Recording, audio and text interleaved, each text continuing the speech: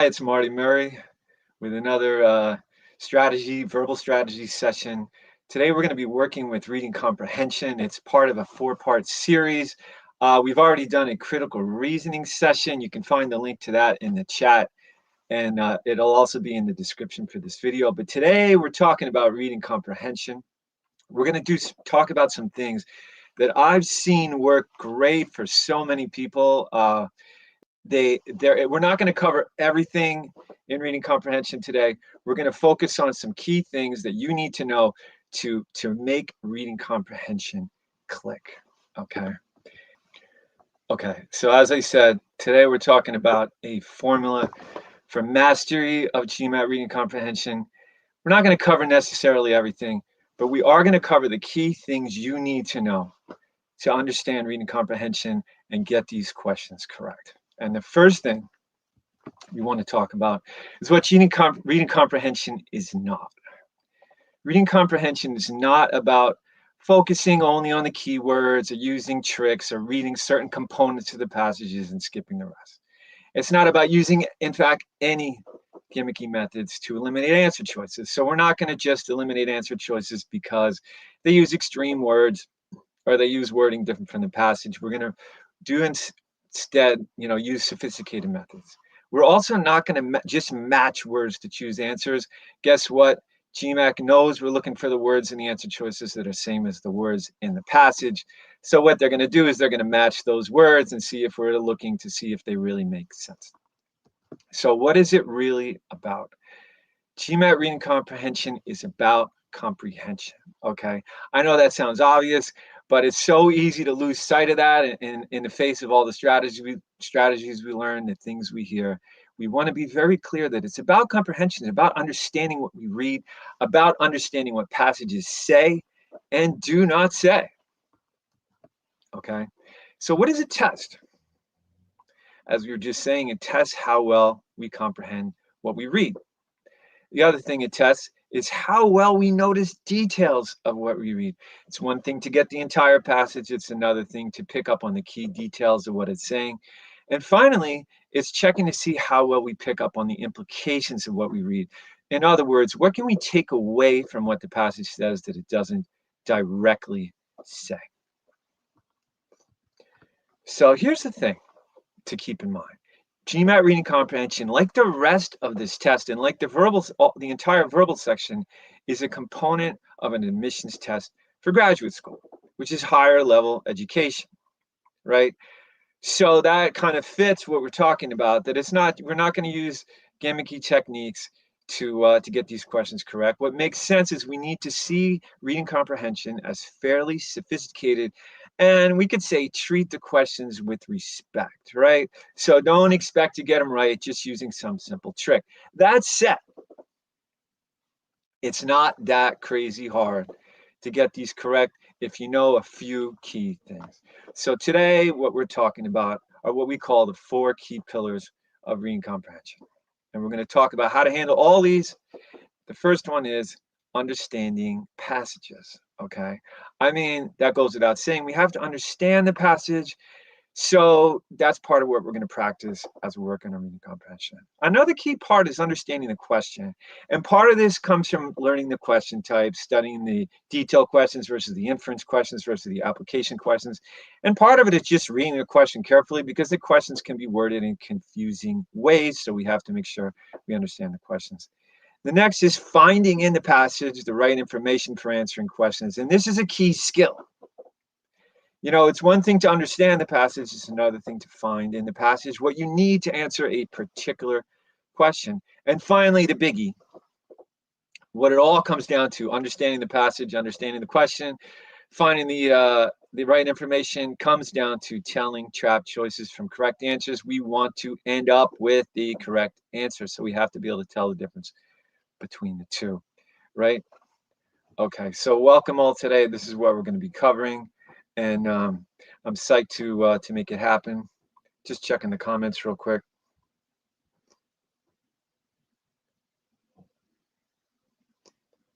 Okay, so let's get into it.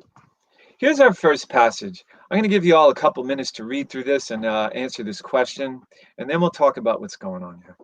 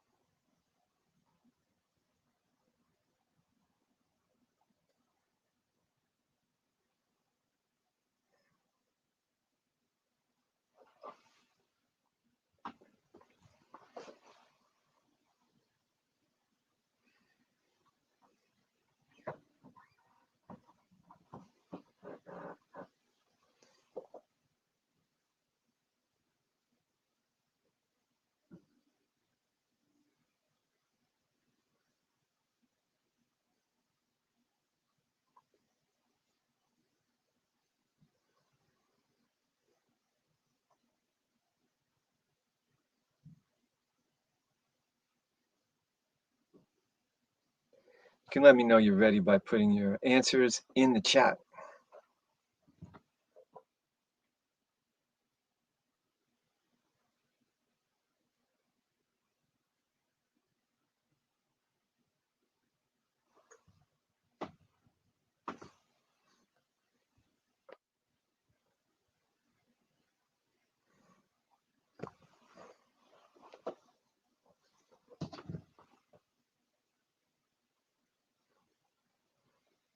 Yeah, I'm going to read the question for you because apparently it's covered up by the logo.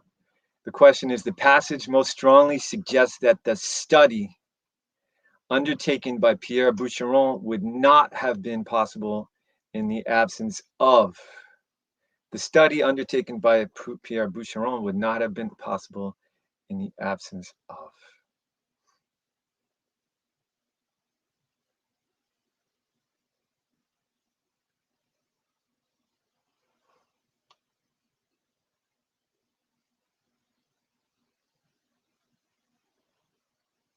Okay, let's go through this. I see a lot of C's here. Let's see what the correct answer is here. But before we do that, let's talk about how to read these passages, right? Because we talked about reading and understanding passages. And the first thing we can do is go through this and see how the optimal way to read it. It starts off with the ultimate pendulum clock. Indeed, the ultimate mechanical clock of any kind was invented by the British engineer William Short. And then it mentions how it was installed in the Royal Observatory of Edinburgh. And then it talks about all this detail about the two pendulums and everything else. And that's pretty heavy, right? So do we have to understand all that?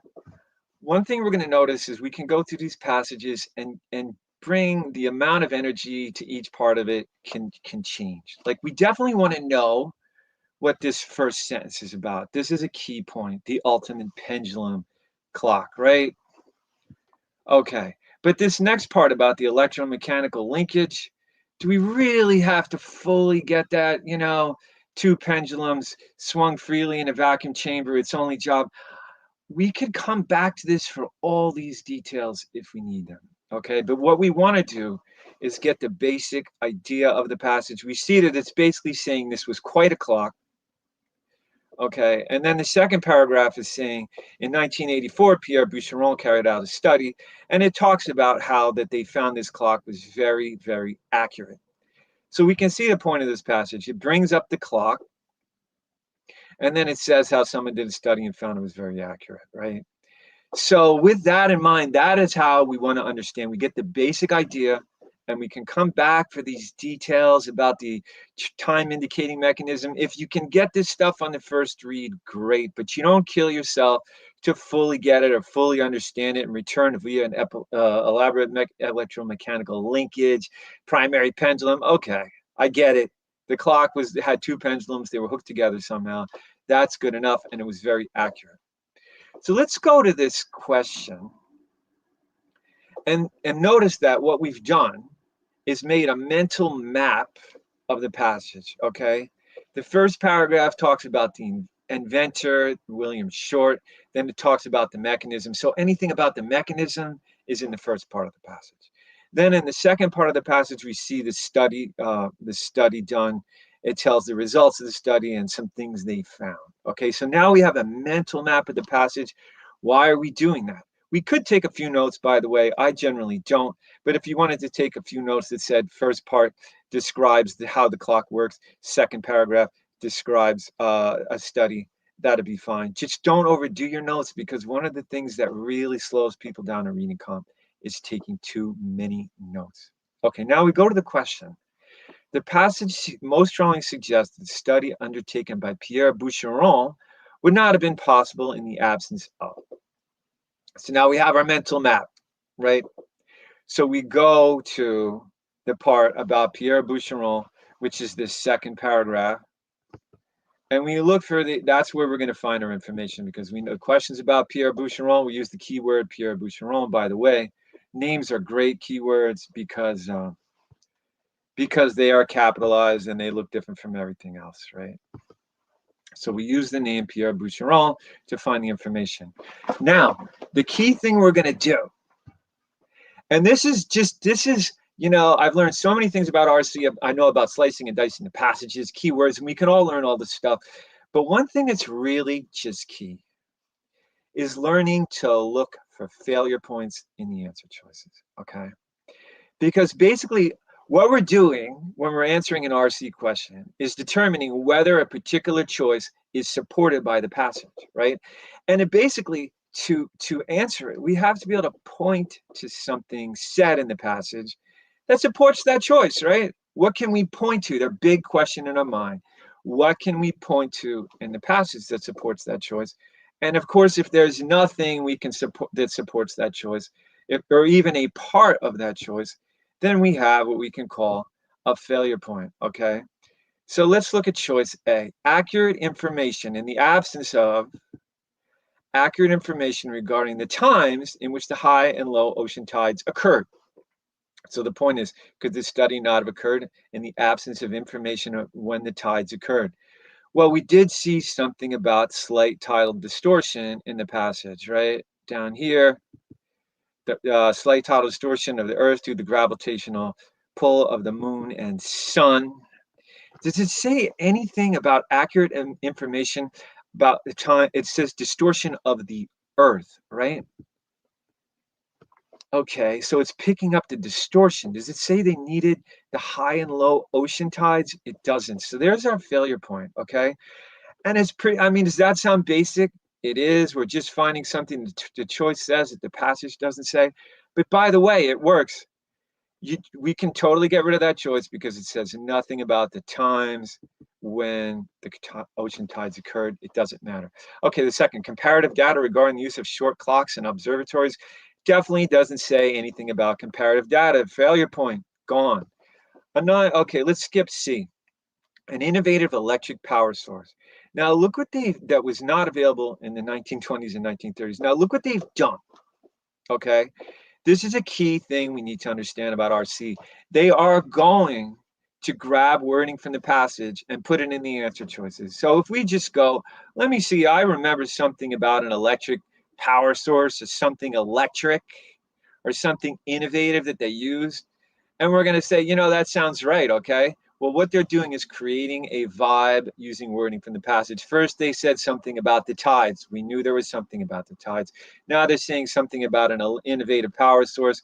We did see something about an electromechanical linkage, but that's not an innovative power source.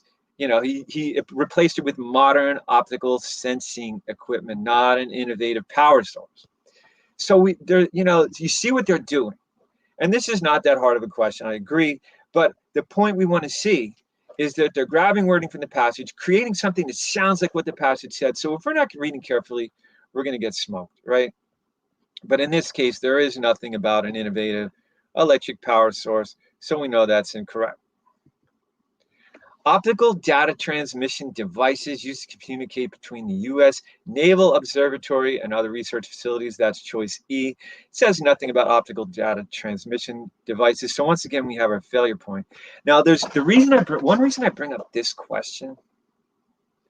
I think this answer choice is really cool because it says a non-short clock that was known to keep time precisely and reliably. Does the passage talks about a short clock, it talks about atomic clocks, it talks about 200 microseconds a day, it talks about the observatory, but this doesn't say anything about any of that. So you notice what they've done. They haven't said something that's said in the passage, and this is the key thing with RC correct answers. A lot of time, what it says isn't in the passage.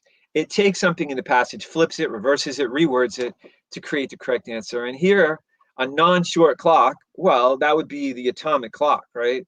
That they use to measure it against. That'd be a non-short clock. And then it says, was known to keep time extremely precisely and reliably. Well, how do we know that? How can we possibly infer that the atomic clock was known to keep? It doesn't say that either, right?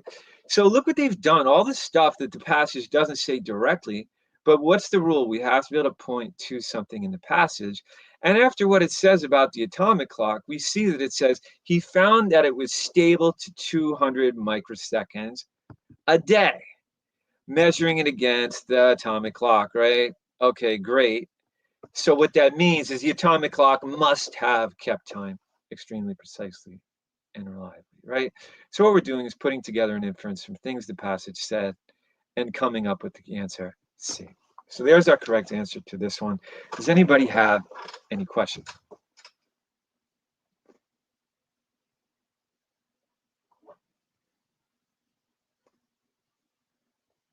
Okay. So we have a couple takeaways here. One is that when we first read a reading comprehension passage, we want to get the basic idea of what the passage says, the simple story. And in this case, this passage illustrates something interesting. It had all that information about the electromechanical linkage and the two pendulums, and we could have gotten so caught up in that and confused and said, this is a terrible science passage, it's making me crazy. But there was really a simple story to all that, right? That it was just a very intricate and accurate clock. And that's the simple story of this passage. These reading comp questions used to make me crazy. I would read some of the science passages, some of the social science passages. They seem so complex, all these details. And I finally realized, wait a minute, I'm making myself crazy. The story here is pretty darn simple. There's no need to be intimidated by this. And in this case, it is. It's just an accurate clock. And then finally, we're going to make a mental map of the passage so that we know where to go back to find the information we need. The second takeaway here is that incorrect choices use wording or ideas from the passage, right? To have a vibe of being correct. That's what they're doing. They're really reading comprehension by and large is testing. Are you really reading what it says, or are you just kind of going with what the words look like? Those are two different things, obviously. So we want to focus on doing the latter, and they're just checking to see if we're doing which one we're doing, right? And we notice with the failure points, well, we can go from look at the title information and say, well, that's the vibe of what the passage says, but it doesn't actually say that, or the linkage to the other observatories. Yes, it does mention other observatories, but it doesn't mention some transmission linkage to any of that. So once again, we have a failure point. Okay, and then finally, the correct answers, as we saw in this case, can be written to appear unrelated to what the passage says. They have to, right? If they wrote just what the passage says in the correct answer, we'd all pick it and it wouldn't test anything because the correct answer, we could also get it by matching the words, right? So they're going to make the correct answer look different from the passage so that we actually have to think, okay, great, not a big deal. Let's move up to a little harder passage, do the same thing, do the mental map, figure out the simple story and check out this question and look for those failure points and see which one is correct. Once again, we'll go through this for a few minutes, and then you can, if you hold off on putting your answer for a minute, if you're the first one, to give everyone else a chance to read it without the bias of seeing the first person's answer, that'd be great. But eventually, just signal me that you're ready to go by putting your answers in the chat.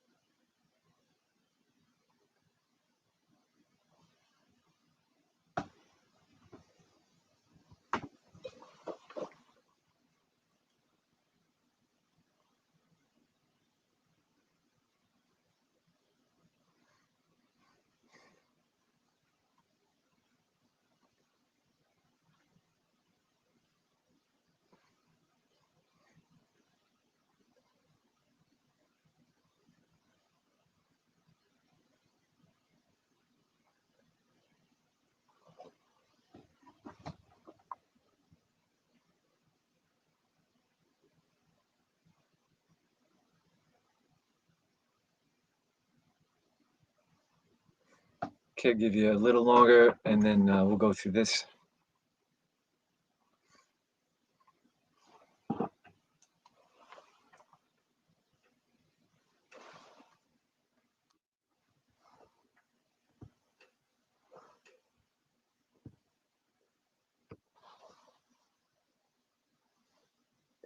Okay, let's go through this passage. This question's a little harder. We're stepping up the difficulty, and we're going to keep doing that through this session. Starts off saying that the fact that superior service can generate a competitive advantage for a company does not mean that every attempt at improving service will create such an advantage. Passages don't always start off at their main point, but this one seems to be the main point of this passage, right? This first sentence. Investment in service, like those in production and distribution must be balanced against other types of investments on the basis of direct tangible benefits, such as cost reduction and increased revenues. So, and then the passage continues on, basically presenting this initial idea. Then the second paragraph starts off with this truth. Now, I like this. This is one thing that's interesting. We can call this a look above marker. When you see this truth or such a truth or this example or this situation, well, that's telling us this is a look above marker that tells us we can look above and see what this truth is. It's this whole thing above, right? This truth was not apparent to managers of one regional bank, which did a whole bunch of stuff. Now, here's the thing. This passage, it comes down in the second paragraph, has a whole list of things they didn't notice, they didn't do right, things that didn't go well. Okay, so how can we get through these passages faster? Well, as we were sort of discussing on the first one, but let's make this clear. We can give different levels of attention to different parts of the passage so that we're not bogged down in the details. Looking at the first paragraph, we see that it seems to be presenting the main idea of the passage. I don't really see a sentence there that we can't read carefully. It starts off with what appears to be a main point, a very strong language. We can tell it's a main point from that, okay? And then the other two sentences just follow up and expand on that in its main points, right? So we're going to pay a lot of attention to this entire first paragraph, okay? But then we get to the second paragraph. This truth is not apparent to managers of one regional bank. That sounds like a main point, which failed to improve its competitive position despite the investment in reducing the time. Well, wait a minute. These are getting to be a lot of details. So how can we save time?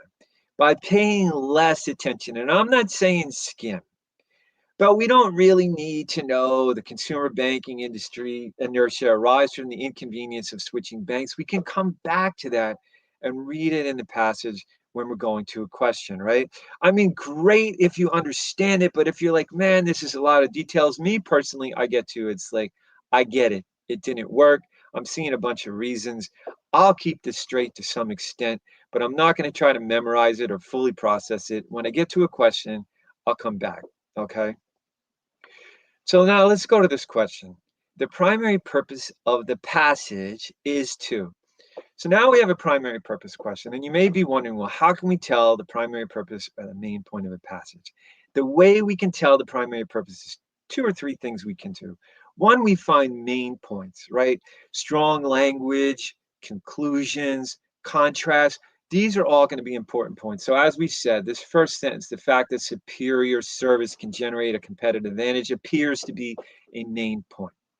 Another thing is we can do is look at the structure of the passage and say, why did the author say what the author said? Okay, so looking at the first paragraph, we would say the author said this to present an idea, right? The big question, why, really helps clarify, why did the author say this? I mean, that might be apparent, but really locking it in by saying, why did the author say it, can help a lot, especially in a more complex passage. Then the second paragraph, why did the author say this? Well, apparently the author wanted to present an example of what was said in the first paragraph, right? Okay, now we may or may not get that 100% correct, but what are we going to do now? We're going to look for these failure points and see how to answer this question and see what's correct using our failure points. And one thing we can do with failure points is look at subjects, verbs, direct objects, and modifiers. So we look at every part of the choice. Check it out. Okay, this choice A, the verb, contrast, possible outcomes. So the direct object here, that's what the verb is doing to something to. It's contrasting possible outcomes. I have a question. Do we see possible outcomes being contrasted? No, right? No possible outcomes. It's saying one outcome. You may not get the results you want, but it doesn't say this outcome happens sometimes, this outcome happens another time. And here's how we can contrast them. So we can see that the verb is wrong here, the direct object is wrong. But there's another key thing. The choice is half correct. Of a type of business investment. Absolutely. This is about a type of business investment. So often that's the case. Half the choice is correct, but we still have our failure points. This is gone. Okay, let's skip B. Let's go to C. Illustrate. No, you know what? Let's talk about B. Suggest more careful evaluation of a type of business investment. Here's the deal. Do I see a suggestion or more careful evaluation? I'm a little leery of this because I don't see any evaluation and saying, well, we need to be more careful. But you know the thing, I don't see a clear failure point. So I'm going to keep B for now. How about C? Okay. Illustrate various ways in which a type of business investment could fail to enhance revenue. Okay. Illustrate various ways. Illustrate, it does do that with the second paragraph. Various ways. Kind of says one way in which a type of business investment could fail to enhance revenues. You know, and here's why we read the entire choice. Here's our best failure point. Does it say that this investment failed to enhance revenues? No, it was talking about competitive advantage. So C has a major failure point. In addition, just to make sure, just to lock this in as incorrect, we can see it doesn't really illustrate various ways. And finally, the second paragraph is the only illustrated part. It's not, we can't say the entire passage is illustrating these ways. Okay, so that's not our answer. How about D? Change the general problems of a company to a certain type of business investment. What's our failure point? Trace the general problems. That direct object isn't correct. It doesn't talk about the general problem. It talks about a problem. Also, the verb, look at trace. Is that correct? Trace? Where's it tracing the problems? It's once again talking about a certain type of business investment, but it's not tracing the problems. So the verb is wrong, the direct object is wrong, it's wrong. Finally, criticize the way in which managers tend to analyze the costs and benefits. It doesn't really criticize the way managers do anything. It's basically, it mentions managers, but it's not really criticizing the way they did it. It's criticizing their decision, perhaps. And it's certainly, you see anything about costs? It mentions the benefits. Are we getting more competitive advantage or not? But it's not mentioning anything about costs, right? So that's out. There's nothing about costs here. So E is gone. Okay, so now we get back to B. We said it wasn't perfect. So I do want to highlight something about these reading comprehension questions. The correct answer isn't always perfect. Is it really suggesting a more careful evaluation? We could say that it is. You know, it is saying it does not mean that every attempt at proving will service will create such an advantage. It's sort of suggesting that people think that. So it's saying maybe be a little more careful. So, you know, sometimes they're a little cute with these. They don't want them to seem too much like the passage. So in this case, suggest a more careful evaluation is slightly debatable, but it doesn't have these major failure points. So we're going to choose it and call B correct, right? Okay, cool. B is our correct answer. There we go. Okay, let's do another question from this passage. I'll give you a little over a minute for this one because we already saw the passage. Oh, before we do that, let's talk about our takeaways. When reading a passage, as we saw, we can save time by varying the level of attention we give to different parts of the text.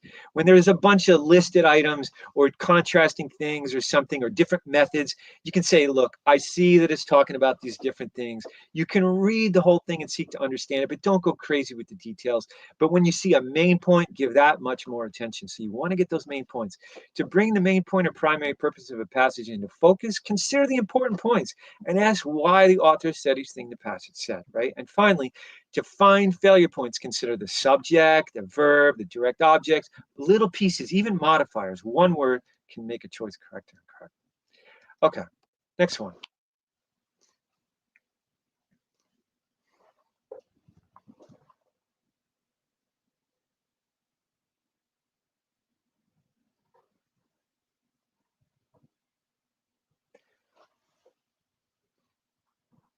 Monica, I'll get to your question when we're done with this question.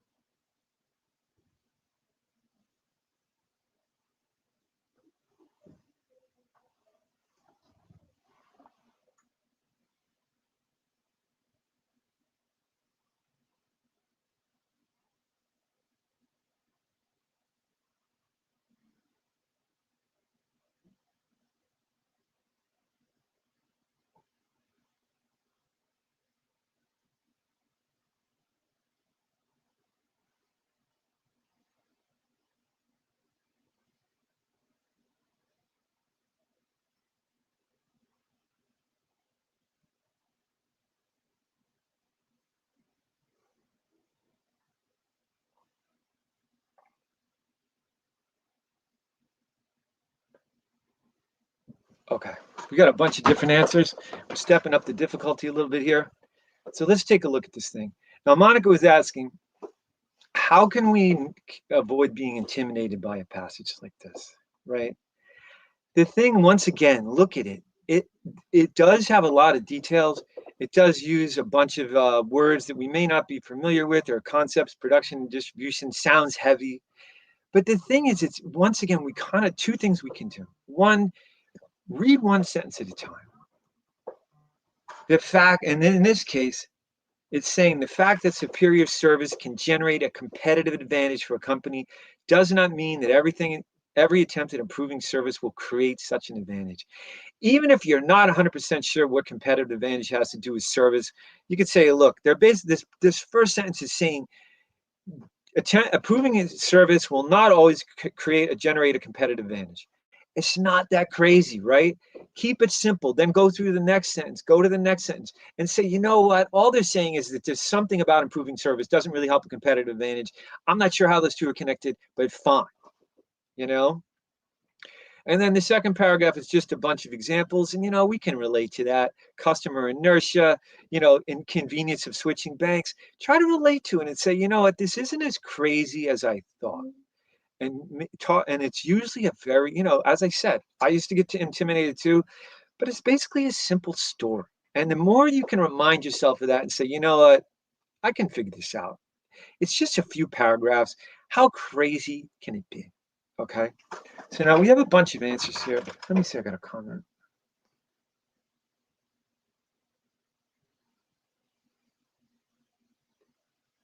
I haven't really thought about someone asking about how often the different themes appear. I haven't really thought about how often they appear. Science seems to appear pretty consistently, or something scientific. Business, it seems like it's kind of one of each in a given test, but I haven't thought about it which ones are the most common. Okay, let's go through this question. According to the passage, investments in service are similar to investments in production and distribution in terms of the. So we've made our mental map of the passage, right? Where does it talk about that? It talks about it up here. Okay. So now we have to understand the question. Remember, so we understood the passage basically. Understand the question. Investments in service are similar to investments in production and distribution in terms of. So it's basically saying, how can they be similar? That's what it's saying. So now that's the key thing we need to do here, because we have to find a way they can be similar. Let's start with A. Tangibility of the benefits they tend to confer. It does say something about tangible benefits, right? So I guess I'm going to keep this choice A for now, because I'm not 100% sure what's going on with that. Increased revenues that they ultimately produce. Now look what the passage is doing here. We're trying to find why these two are alike, right? how they are similar. It says they must be balanced against other types of investments on the basis of direct tangible benefits, such as cost increased revenues, but it doesn't say that they have increased revenues. It's saying they have to be balanced against other types of investments on the basis of increased revenues. So it never really says that they both have increased revenues. In fact, the passage kind of indicates that you may not get increased revenues from investments in service, right? So B has a key failure point that it never really says they are alike in that way. And notice how this question is getting a little harder than some of the others. We can't just get rid of it because words aren't there. And they're grabbing words. Like, what do they do here? We see this thing about investments in service up at the top of the passage, and then they're grabbing words that relate, that are related to that, and just throwing them in an answer choice. And that's what they're going to do. Okay. C, the basis on which they need to be weighed. I do see something about the basis here, on the basis of they have to be considered on the basis. I'm going to keep this choice for now. How about D, insufficient analysis that managers devote to them? Well, here's our easy out, right? Does it really say that they devote insufficient analysis to investments in production and distribution? Absolutely not. So that D is gone. That was a piece. That one is easy, right? Just finding my cursor. Where'd that thing go? Okay. So D is out. Okay. The degree of a competitive advantage that they are likely to provide.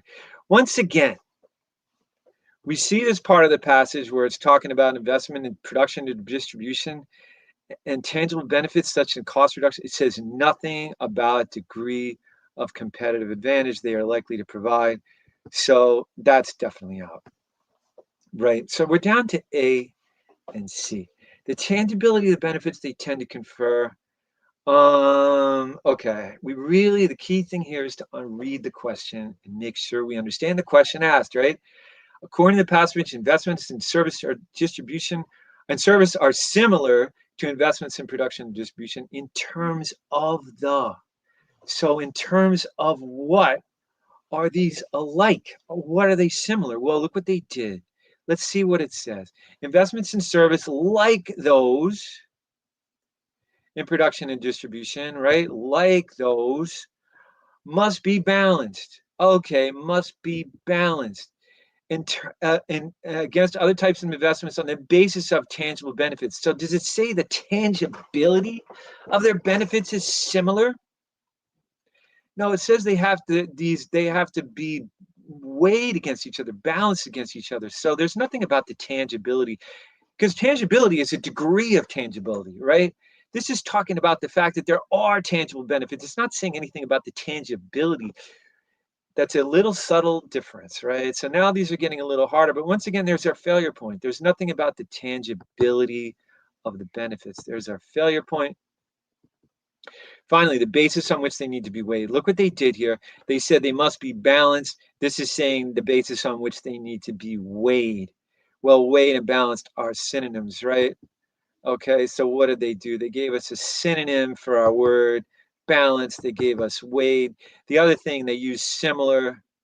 The passage says like. So it's saying they are like other things. Now we're saying it's similar. So what did they do? They changed the wording a little bit once again, but C is correct because the passage says investments in service like those, so similar to those, in production and distribution must be balanced against other types of investments on the basis of something. So they're similar in the basis on what they need to be weighed. Okay, cool. Okay, let's go to the next one. But before, let's hear our takeaways. One is beware of trap choices based on text located close to the text in the passage that supports the correct answer. As we saw, it said something about tangibility. It said something about revenue. Those were not the correct answer. We knew right where we had to look. Now we really have to make sure we understand what it says, and we have to understand what the question is looking for. So we don't just grab something That is basically close to what the text in the passage that supports the correct answer, but isn't what we need. The next thing is the correct answers often use synonyms. As we saw, instead of saying they need to be balanced, it said they need to be weighed, right? Instead of saying like, it said similar. And, obviously it could use even more things that are more different, but still somehow mean the same thing. Okay, let's do one more question from this passage. Another tricky one.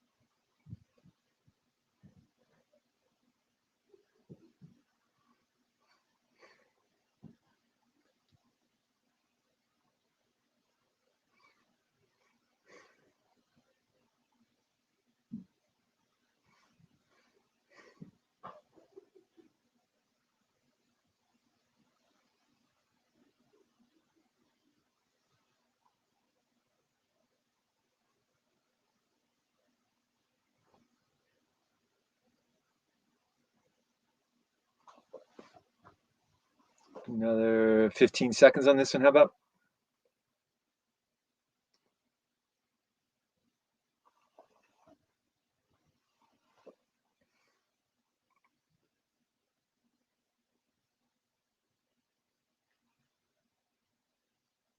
Okay, let's go through this one now. The passage suggests which of the following about the service provided by the regional bank prior to its investment in enhancing that service. So now, once again, we understood the passage. That's our first step. The second part is understanding the question. This question is pretty straightforward to understand, except there's one little tricky thing. It's prior to its investment in enhancing that service, right? So we have to be so careful about little things like that, because it's talking about prior to its investment. So if it says something about currently, and this whole paragraph is more about currently than prior. This whole second paragraph, as we saw, is what happened after they invest the service. Well, we're not going to get this question right. So understanding the question is key. Now we have to find the information in the passage. It seems pretty straightforward to find it because this is all about the regional bank, right? And the regional bank is in the second paragraph. So presumably the information to answer this is going to be in the second paragraph. So let's go through these choices. It enabled the bank to retain customers at an acceptable rate, choice A. I honestly don't see anything that says that in the second paragraph, right? So what do? I'm tempted to eliminate choice A because I think is a failure point to enable the bank to retain customers at acceptable rate. It doesn't say anything about enabling them to retain customers at an acceptable rate. B, it threatened to weaken the bank's competitive position with respect to other banks. We can look through this entire passage. It never says anything about threatening to weaken the bank's competitive position, right? Okay, so there's our failure point for B. It had already been improved after having caused damage to the bank's reputation in the past. There's nothing about it already was improved, and there's nothing about damage to the bank's reputation in the past either. So C is out as well, and this is starting to get a little strange. All the choices are not looking good, but it's probably D or E. It was slightly superior to that of the bank's regional competitors. Now, here's where we could go wrong if we read the question improperly. It says prior to its investment in enhancing that service, right?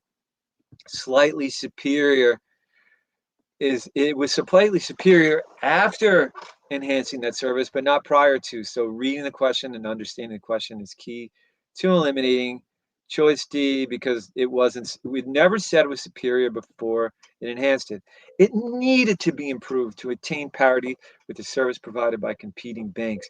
There's nothing in the passage that says it needed to be improved. So now we have a problem because we've gone to where we should find the information and it's not there. We have failure points for all 5 choices. Now, what do we do?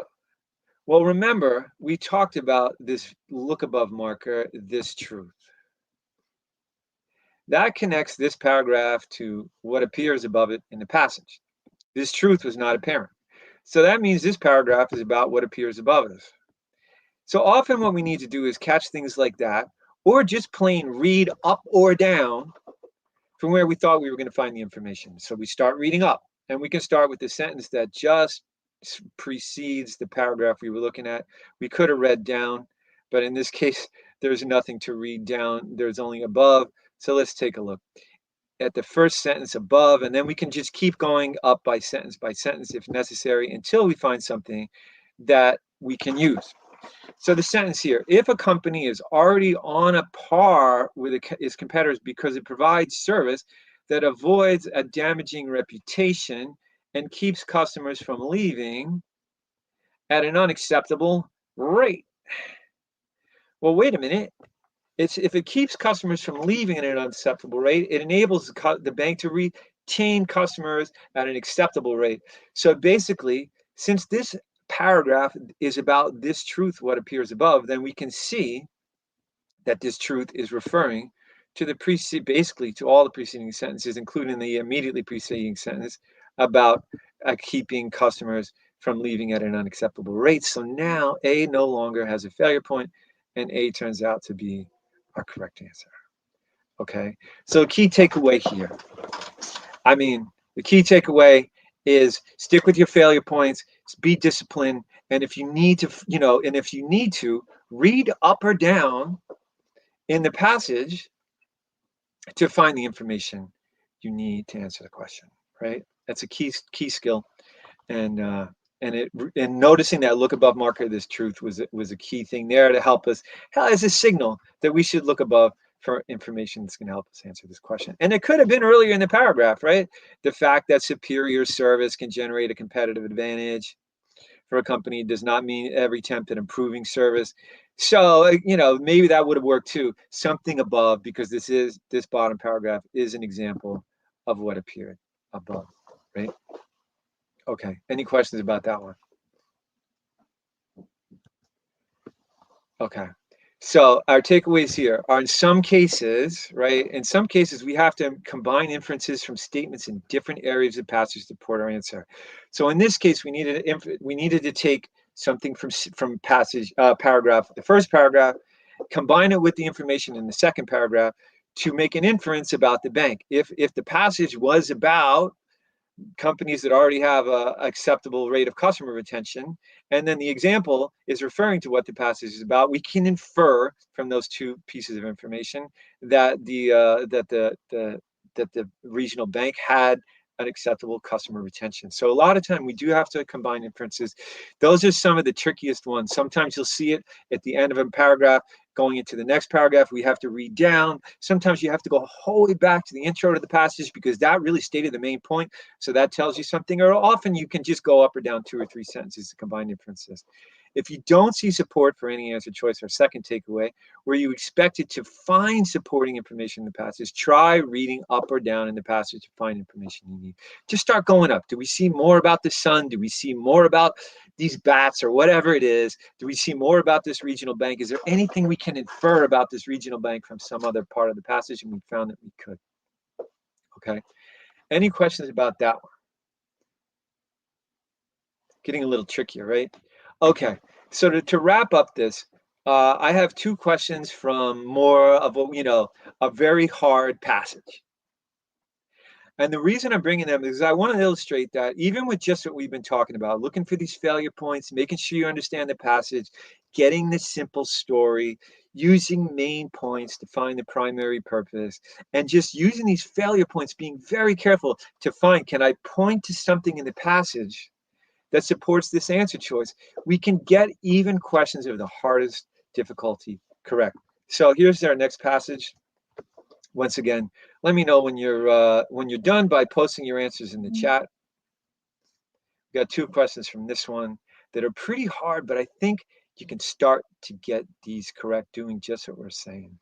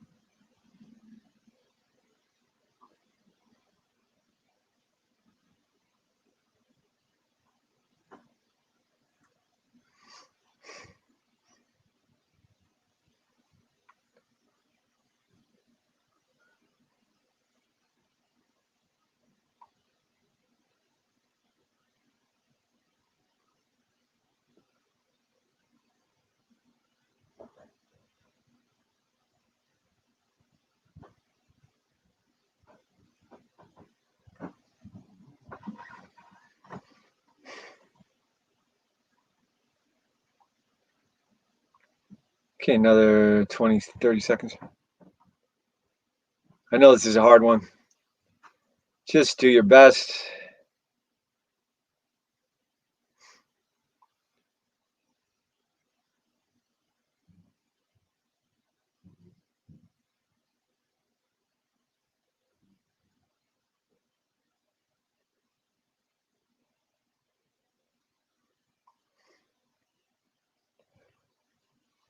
Look at each, and look at each subject, verb, and direct object.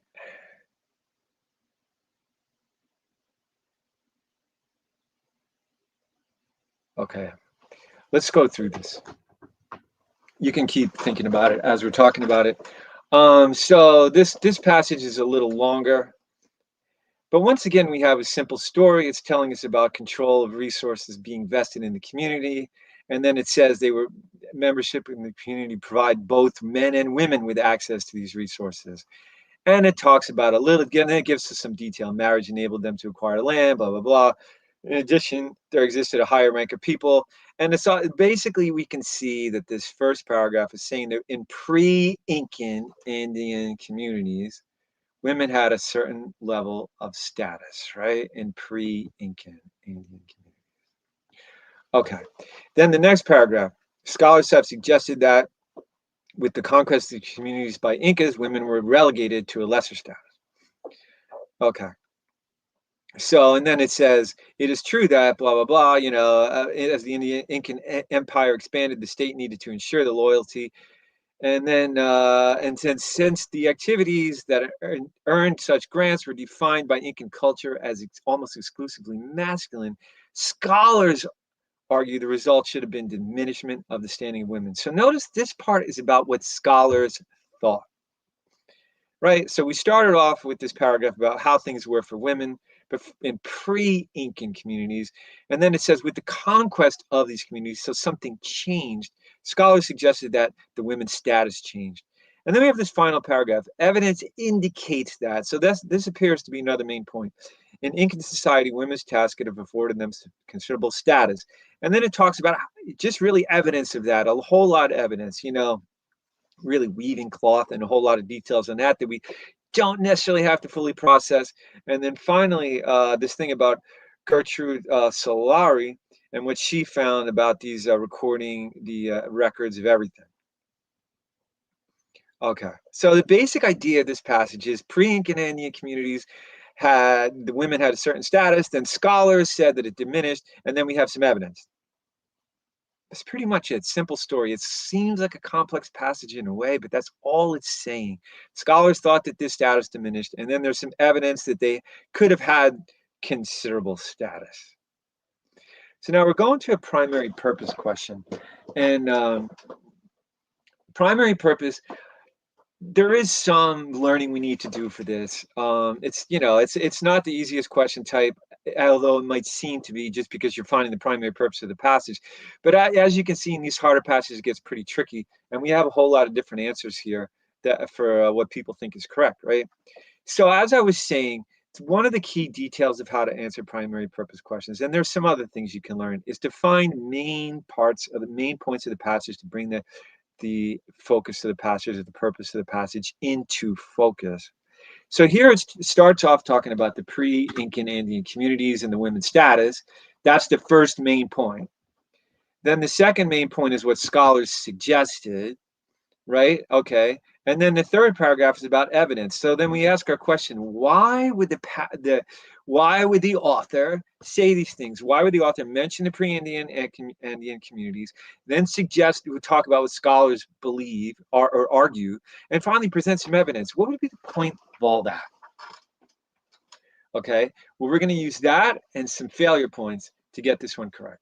Okay, the primary purpose of the passage is to do what? Compare scholarly views. Okay, we do see scholarly views, right?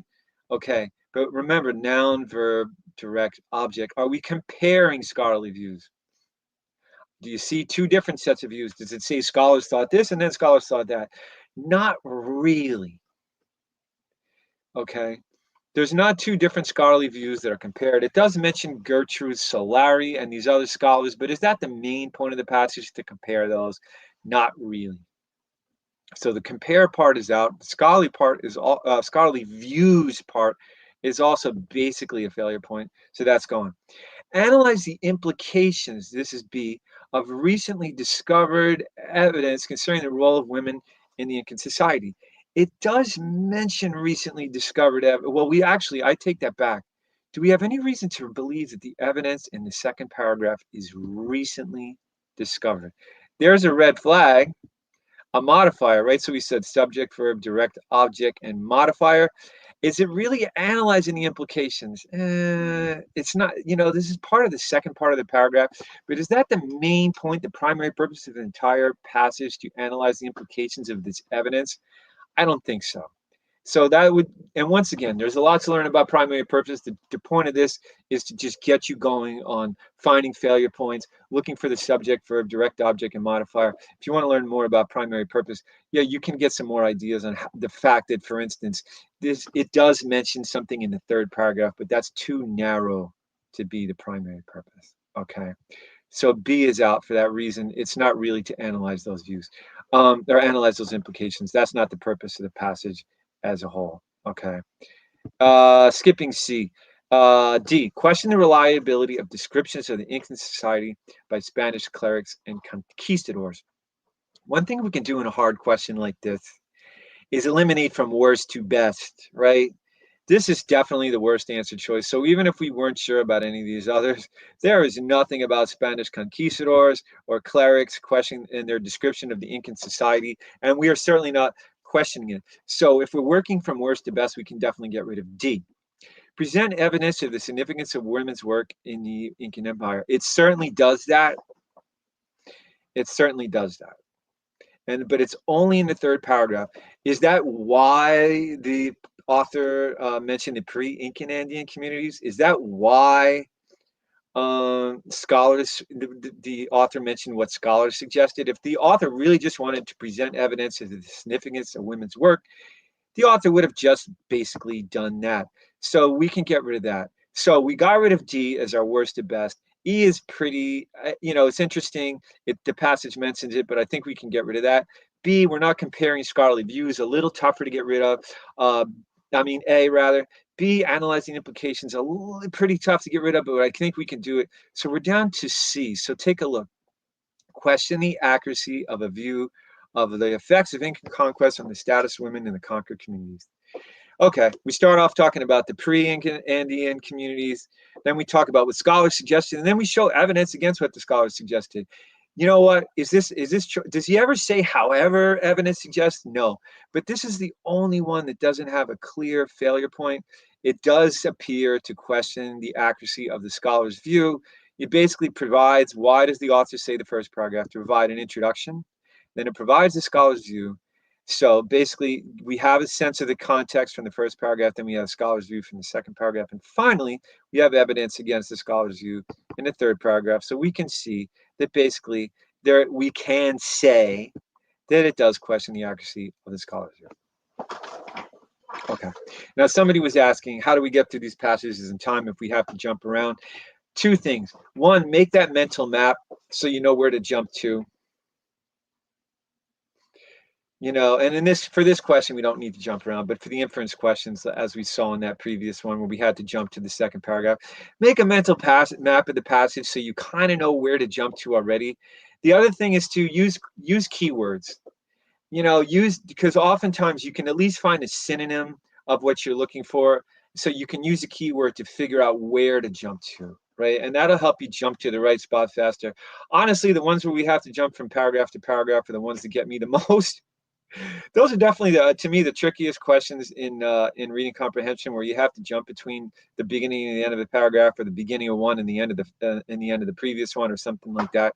But with a little more practice, you'll get used to the reading up and down and having the instinct for where to look.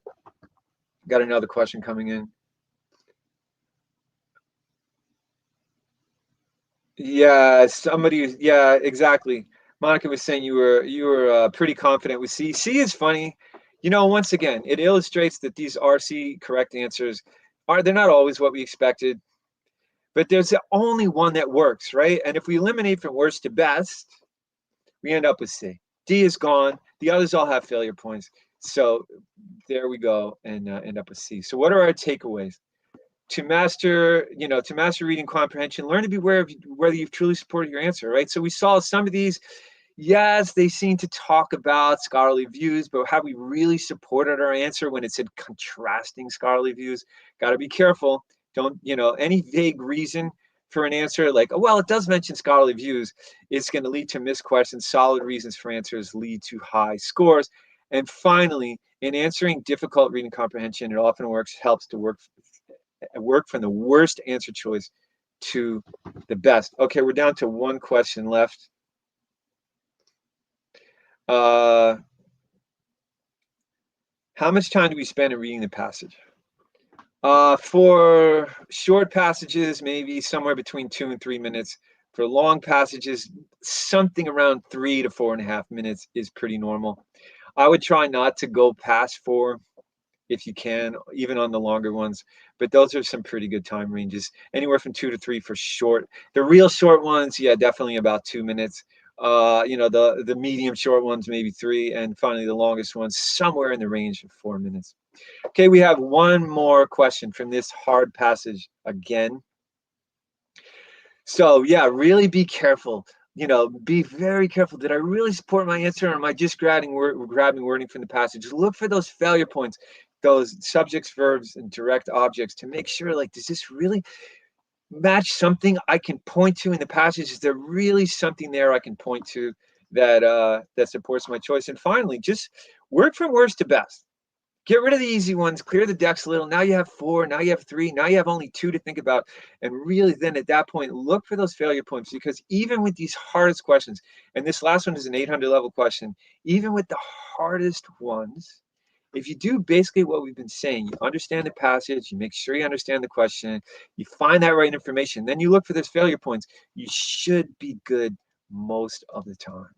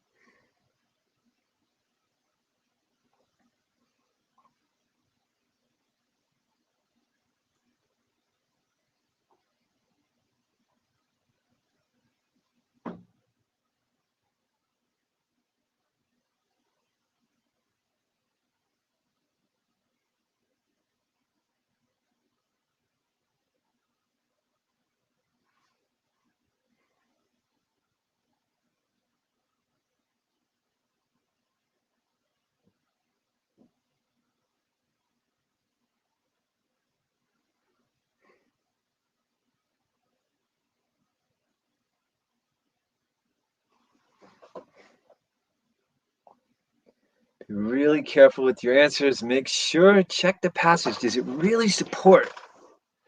Can I point to something in the passage that truly supports this? And once again, work from worst to best. But this one we'll see is very clearly supported once you find the right thing. I'm going to give you another 15 seconds on this one, then we'll go through it. It's definitely an 800 level question, but think about it. I bet you can at least eliminate some, and then you're left with just a couple.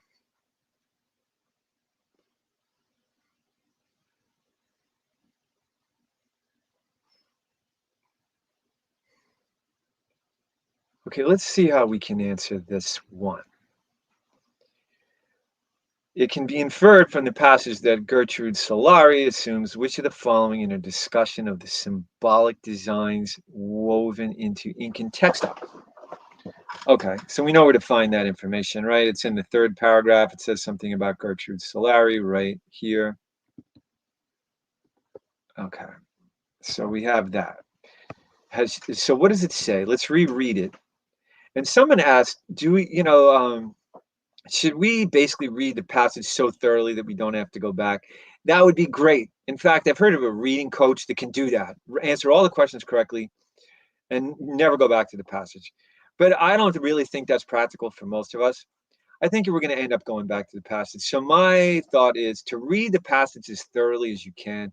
Make sure you truly understand it, but expect to go back to the passage for specific information. And another question someone asked was if we have one where the answer seems a little off or it's imperfect, just work from worst to best and grab that answer and keep going. You're probably going to be correct. Someone put it to me. I was, considering this once, and I asked around, and someone said to me, they're not going to give you something. They're not going to beat you up, by saying something that's 99% correct, but it's not 100% correct. There's going to be a clear failure point. And the one that basically is supported by the passage is going to be the correct answer. Okay, so getting back to this question, Gertrude Solari, what does it say? Primarily by decoding, it's this part right here, designs found in modern weavings, designs also found in pre-Columbian Incan material. Gertrude Solari has shown that through these textiles, women recorded not only incidents of household life, but these other things. Okay, great. Okay, so let's go to choice A. The designs are similar to those found in weavings done by women in other pre-Columbian cultures. It did mention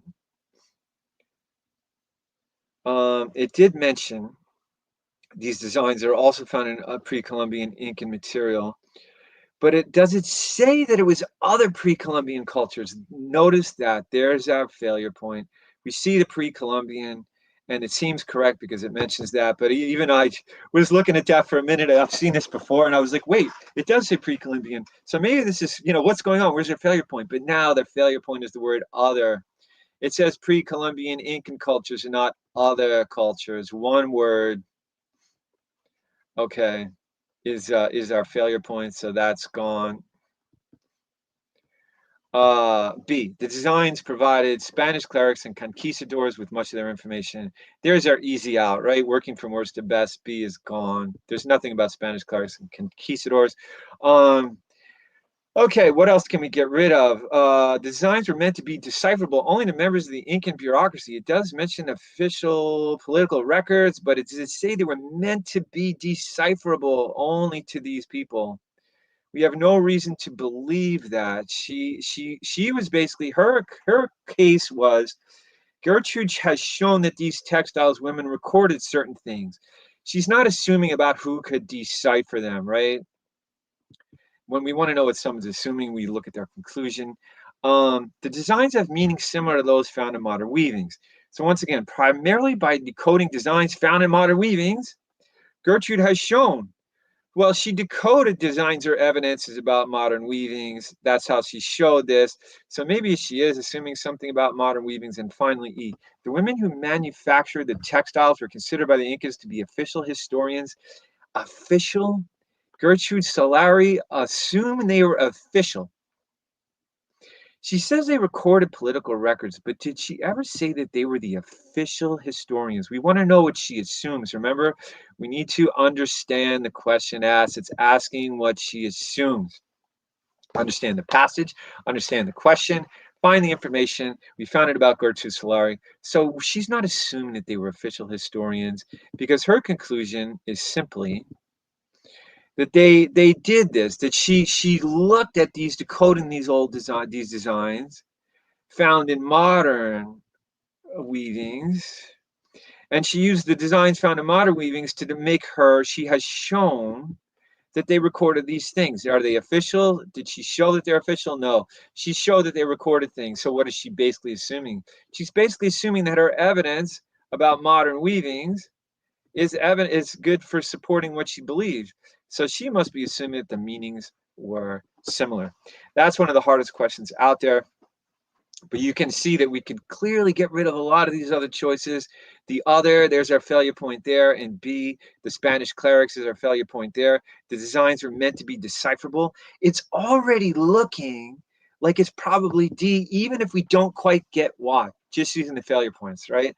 And then if you take a second look at that point, you say, oh, I get it. She looked at the modern ones, and that's how she figured about the old ones. Well, they were probably had similar meanings. Any questions about that one?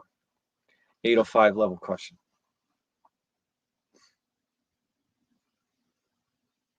I hope and I hope you can see that even this is about as hard as they get, right? 805 level question, and still the process works, right? If with a little practice, a little more thought, understanding, you need to look for the assumption. You put this all together and you get a question like this just by using those failure points and making a couple inferences, you have it in the bag. Right? Okay, so we can see that execution takes care of a lot.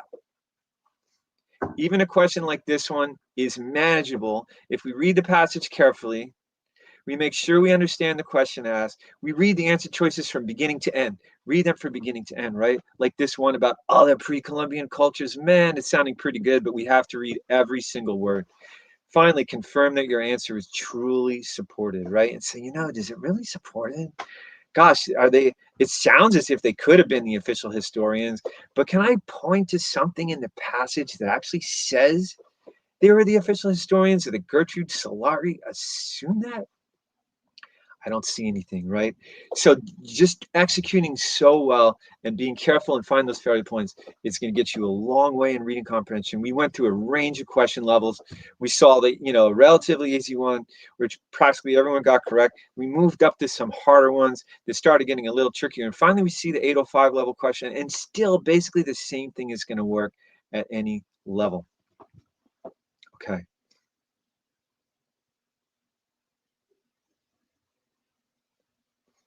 Yeah, so okay, Rajat, let's take a look. For D, the designs have meanings similar to those found in modern weavings. Are we saying, so what is your question? Let me read it again. There isn't anything which says that modern weavings have meanings. You're absolutely correct. But she basically, if it says that, it doesn't say that they had meanings, it doesn't directly say that, but it does say that Gertrude Solari decoded these designs. Well, if you can decode something, that means it must have expressed something, right? That's what makes an 805 level question harder, is it's not going to say they had meanings. You're going to have to say, wait, it must have had meanings because they decoded it, right? And we've seen that in some of these other questions as well, where we had it like the atomic clock. It's a non-short clock. How do we know it was precise? Because they were able to measure it in whatever it was, milliseconds or something, or billionths of a second. Anyway, you get the idea.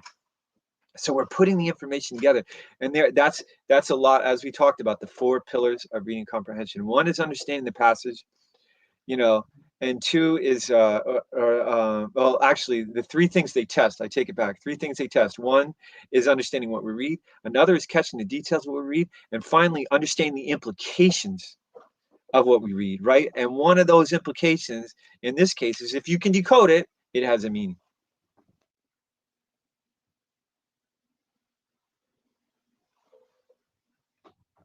Okay. So finally, let's talk about a little bit about how to prep to wrap up. One thing we want to do is, as you can see, we have a lot of things we have to learn how to do, whether it's finding the information in the passage, learning to read one sentence at a time so we get the meaning of the passage, learning to back up and say, look, there's a simple story here. All these things take time to learn. There's nothing in this world that you just do it at full speed, or very few things you do at full speed the first time you try them. So practice untimed at first, and you can be conscious of the time and try to speed up, but give yourself all the time you need to do everything we said and go through the motions that lead to success. As you do it more often, more times, you're going to get faster at it, right? And then you can push the time later. Make sure you analyze every choice. So don't just try to get the questions correct. Analyze every answer choice, because you really want to learn to find these failure points and do all this stuff. So take advantage of every answer choice in the questions you do, right? Look at every choice and say, okay, what's the failure point here? Even if you're sure that choice B is correct, go through C, D, and E. Analyze all 5 choices. Choose an answer only when close to 100% certain. That was a huge thing for me too. When I first started doing verbal, I would go, well, I spent about enough time on this question. I'll choose an answer choice. Well, what's the point? Why did I stop at that point? What made me think I had spent enough time on the question? The way you know you spent enough time on the question is, I mean, obviously under test pressure, you might have to cut and run, but basically it's when you're close to 100% certain that your choice is correct. That means you spent enough time on the question. So choose an answer, especially when you're practicing, only when you're close to 100% certain, when you've really figured it out. Focus on process, right? So yeah, like you could go through and say, oh, I got this question correct. Well, how was your process, right? If your process wasn't great, take take time and really make your process good, because when you're practicing, the point isn't just, well, did I get it correct? The point is, did I follow a process that's going to work consistently as I do these questions and when I'm taking the test? And that's what you're really working on, is improving your process, because the goal is development of skill. We're not trying to just bust through many questions. And a lot of time people ask me, how many questions should I do in a day? And it really depends. How many can you do in a day? And how many can you do and have good process and analyze every choice? So take your time. I've seen people do great at verbal, doing under 20 questions a day, maybe even under 15. Just very carefully going through questions. You could do 10 questions and learn so much. We did just a handful here, and we all saw a lot of things going on, learned how to find those failure points and all that. So yeah, you don't have to do a million questions. Just work on developing your skill, focusing on process, and really getting better at analyzing the passages, questions, and answer choices. Any other questions?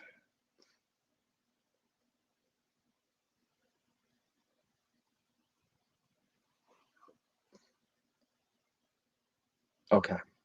So that was great. I appreciate you all coming out. It was fun for me. I hope it was fun for you too. I hope you learned some things. You can always send me with an email at marty@martymurraycoaching.com. If you have follow-up questions, also you could put follow-up questions in the comments below the video. If you like this video, appreciate it if you like and share to help us know that we've presented something that is working for you. And thanks for coming out. Take care. We have 2 more episodes coming, and the critical reasoning, as I said, the link is already in the description. And that's it for today.